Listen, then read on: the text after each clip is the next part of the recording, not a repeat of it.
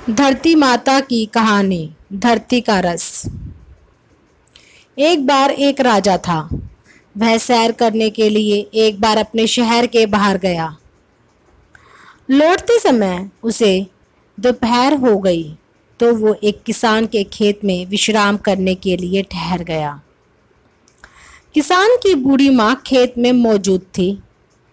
राजा को बहुत प्यास लगी हुई थी, इसलिए उसने बुढ़िया से कहा, माई बड़ी प्यास लगी है, थोड़ा पानी मिलेगा क्या? तो इस पर बुढ़िया ने सोचा, बेचारा पथिक है, न जाने कितनी दूर से आया है, इसे सादा पानी क्या पिलाना। इसलिए वो खेत में जाकर एक गन्ना तोड़ के लाई और उसे निचोड़ कर राजा को दे दिया। राजा उससे बड़ा ही तृप्त हो गया।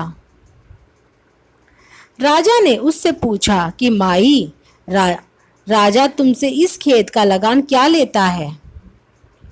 इस पर बुढ़िया ने कहा, बेटा हमारा राजा बहुत अच्छा है और एक नेक एवं दयालु है।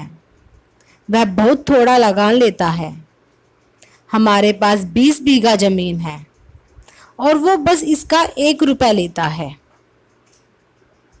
राजा ने सोचा, इतने मधुर रस की उपज वाले खेत का लगान बस साल में 1 रुपया ही क्यों?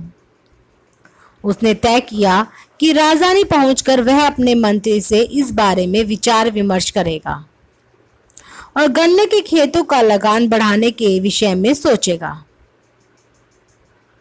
सोचते सोचते उसकी आंख लग गई। थोड़ी देर बाद जब उठा तो उसने बुढ़िया से फिर एक गिलास रस मांगा। इस पर बुढ़िया एक गन्ने को लाकर रस निकालने लगी, लेकिन उसमें से बहुत कम रस निकला। बुढ़िया दूसरा गन्ना ले आई, लेकिन इस बार भी गिलास नहीं भरा। तो राजा ने देखा तो पूछा कि माई अचानक से क्या हो गया? पहली बार जब तुमने रस निकाला तो एक ही गन्ने से पूरा गिलास भर गया, जबकि अब 4 गन्नों से भी पूरा गिलास नहीं भरा। ऐसा कैसे हो गया? बुढ़िया बोली, बेटा यही तो मुझे समझ नहीं आ रहा, क्योंकि ऐसा तो तब होता है जब राजा की नीयत में खोट आ जाए, क्योंकि उस समय तो धरती भी अपना रस सोख लेती है। लेकिन फिर भी ऐसा नहीं हो सकता, क्योंकि हमारा राजा तो बहुत दयावान और प्रजावत्सल है और धर्म बुद्धि वाला है, इसलिए उनके राज्य में धरती का रस तो नहीं सूख सकता। बुढ़िया का इतना कहना ही था कि राजा को अपनी गलती का एहसास हो गया। उसका चेतन और विवेक जागृत हो गया। राजधर्म तो प्रजा का पोषण करना है, उसका शोषण करना नहीं है। ये बात राजा को समझ आ चुकी थी।